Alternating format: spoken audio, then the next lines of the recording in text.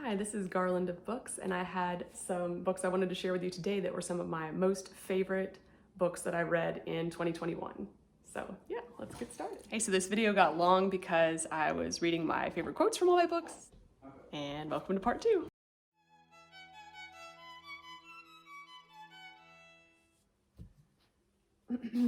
All right, and then this next one that I read, this is a Lamplighter republished book, Stepping Heavenward by, oh my goodness, Elizabeth Prentice. Stepping Heavenward by Elizabeth Prentice.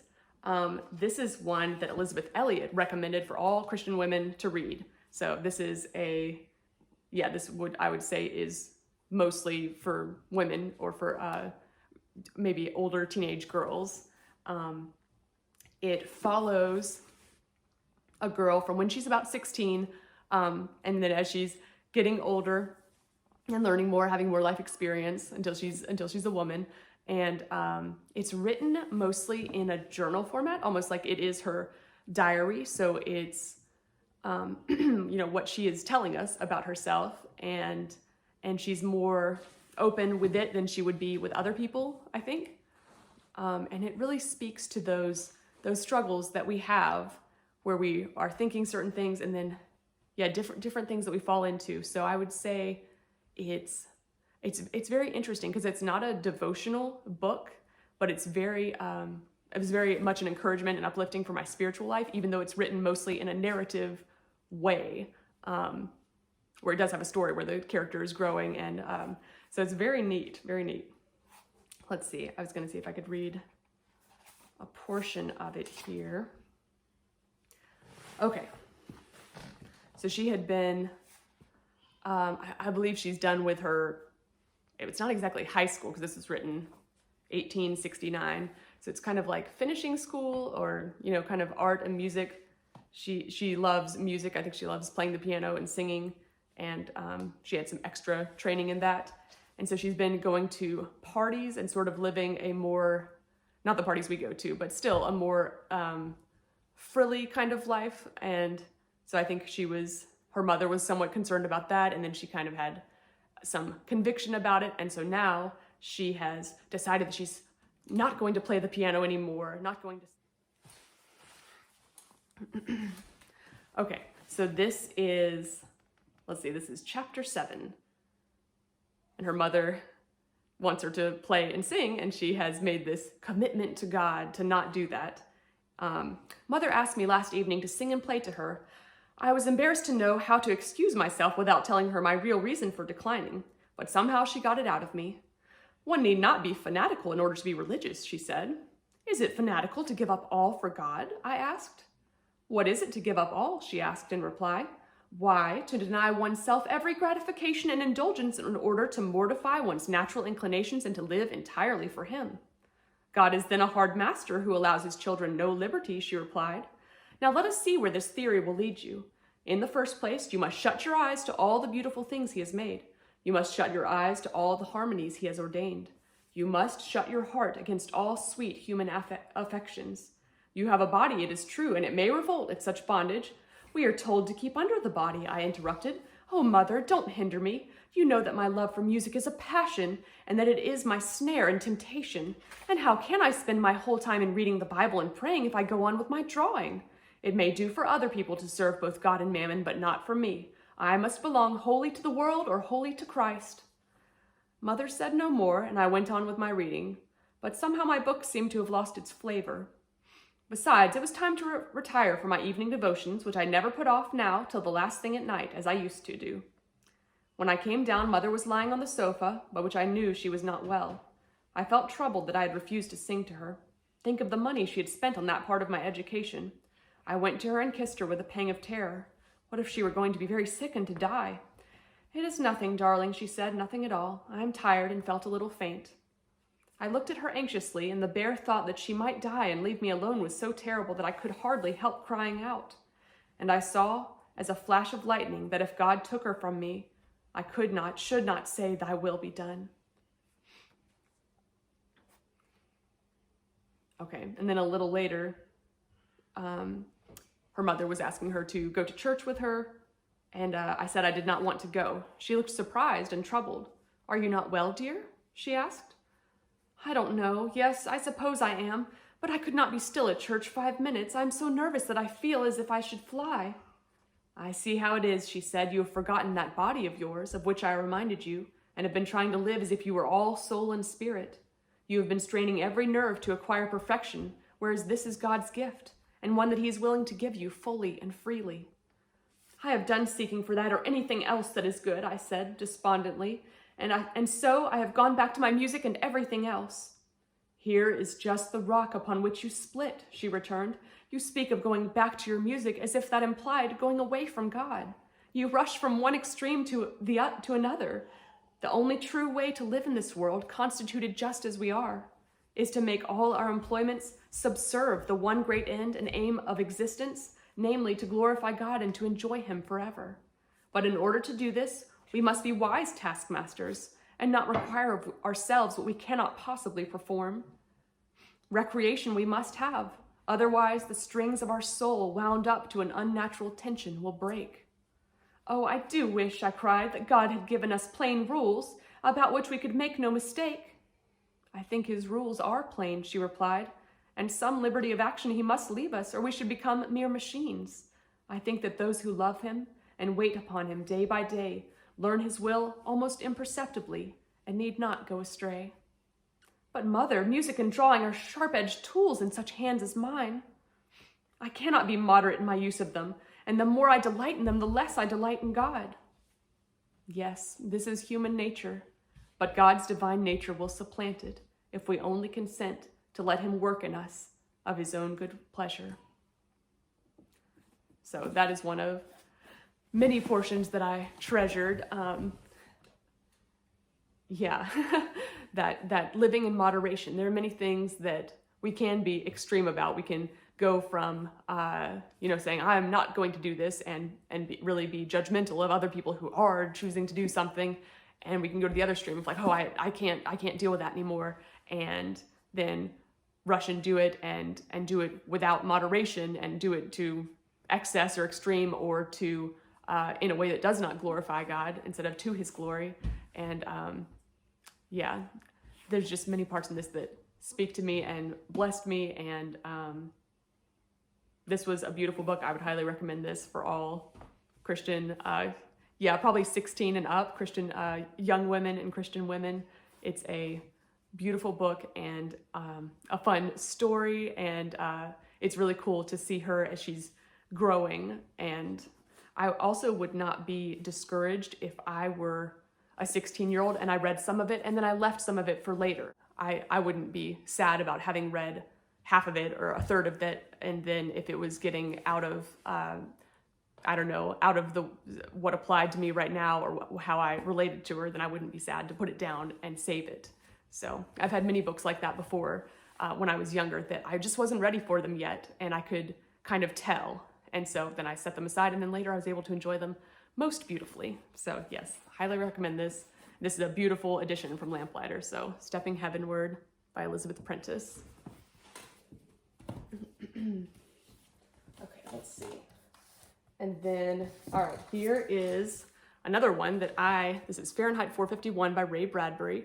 So this is one of the dystopian novels, and I think this is one of my most favorites of the dystopians.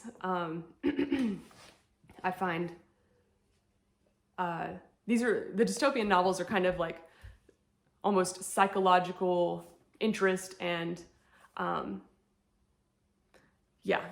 like them. In the last year and a half, 2 years, I've read 1984, Brave New World, Animal Farm, forget if there's another one, and then this one. And I might like to read C.S. Lewis's Space Trilogy again, which I have. Where do I have that? Over here. That Hideous Strength. That's also one of the dystopian novels.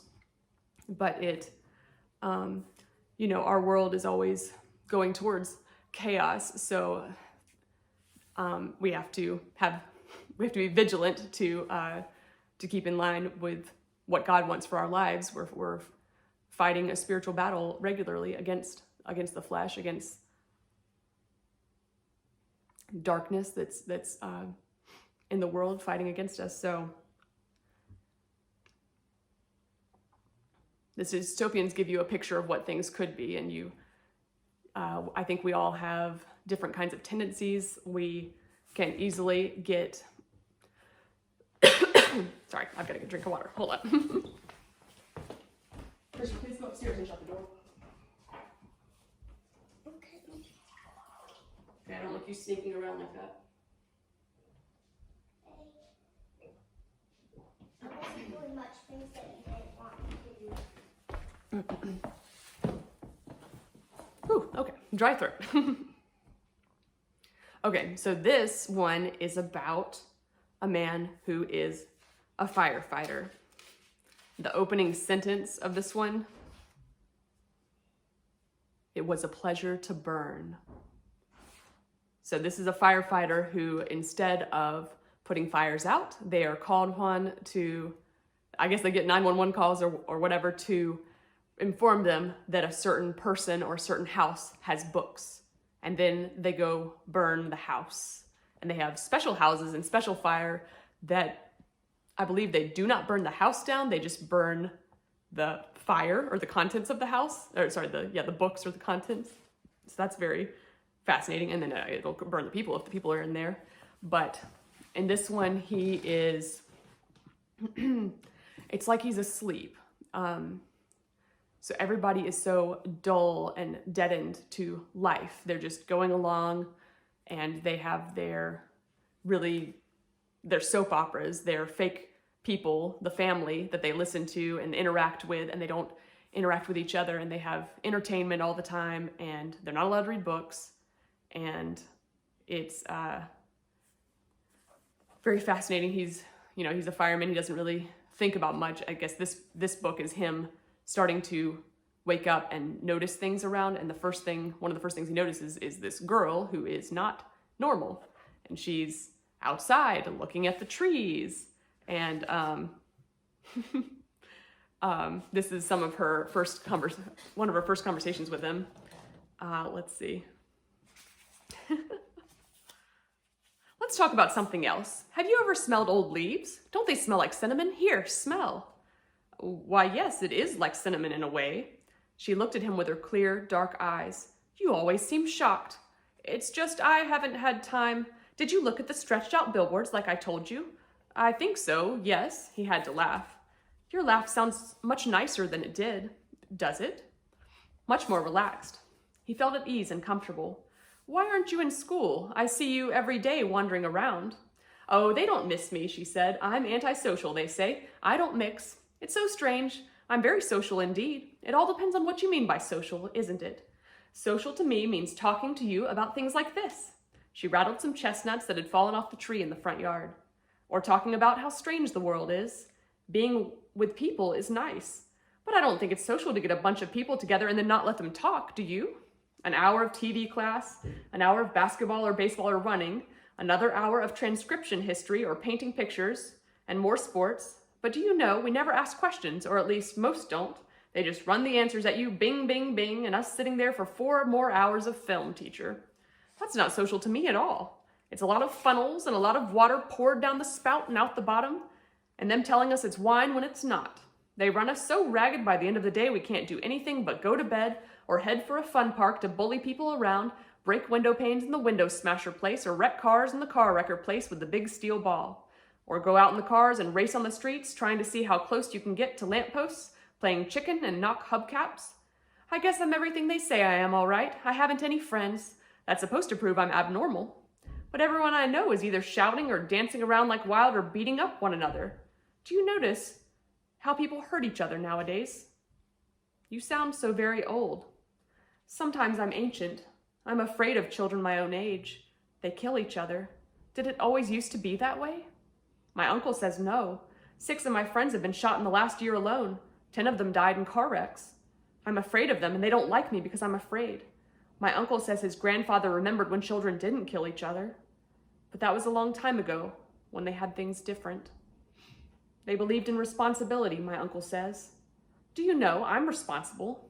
I was spanked when I needed it years ago, and I do all the shopping and house cleaning by hand. But most of all, she said, I like to watch people. Sometimes I ride the subway all day and look at them and listen to them. I just want to figure out who they are and what they want and where they're going. Sometimes I even go to the fun parks and ride in the jet cars when they race on the edge of town at midnight, and the police don't care as long as they're insured. As long as everyone has 10,000 insurance, everyone's happy. Sometimes I sneak around and listen in subways. Or I listen at soda fountains, and do you know what? What? People don't talk about anything. Oh, they must. No, not anything. They name a lot of cars or clothes or swimming pools mostly and say, how swell. So anyways, this is a girl who's alive and awake. She has a family and they talk about things, talk about real things. They don't just go, and yeah, I mean, the children really do go around and I think there might be a speed minimum. So they go around as fast as possible. And if they see someone in the street, they try and hit them, and they're just dull and desensitized to everything. And they don't care about anyone. And they're, yeah, just very strange. And so I guess there's two things that happen to him.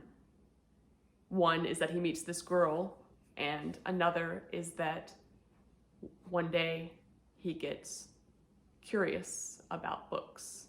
And so he goes to a place where they're supposed to burn it down, and he takes some home and reads a book.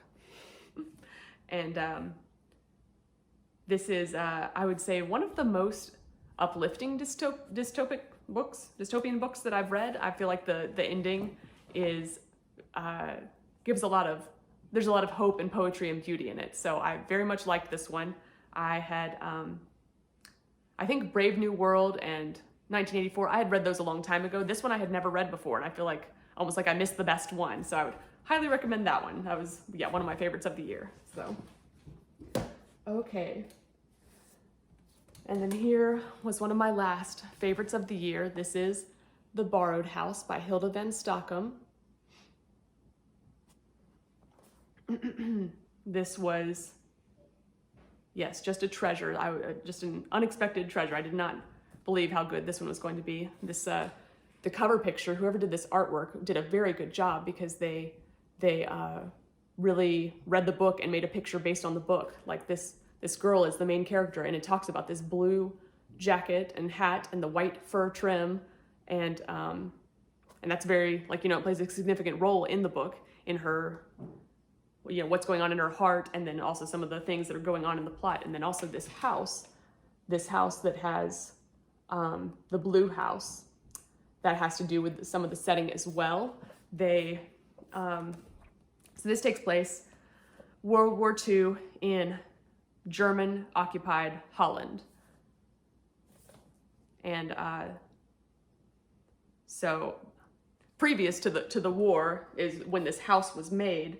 And I think there was kind of like old money and new money in the town, and on this riverfront property, they'd made an arbitrary rule because they wanted, the old money people to have more area. So they made a rule that if you were some of the old families, then you could have houses that were 3 windows wide on the riverfront property. But if you were like the new class of people that were rich, you could only have ones that were 2. So this particular man cheated the system, and he bought these 2 lots side by side of 2 houses each, and he made 2 front doors, but one of them he made quite small, and then the other one really took up most of the construction. So I think the one house only had a few rooms in it, and then the other one had so many, and all of that plays into it, the way that it's got kind of a confusing architecture to the house. And the main character in the story is, at the beginning of the story, she is in Germany. She is one of the Hitler Youth, and her parents have been away. They're actors, and so they travel around, and they're just sending a letter to her to say they have this house, and they're sending for her to, I guess, a nanny or somebody. She stays at another family's house, kind of with a nanny, and so she really hasn't seen them in years. So she's trying to get to know them, develop a relationship with them, because she has kind of older memories, but it's just been a long time.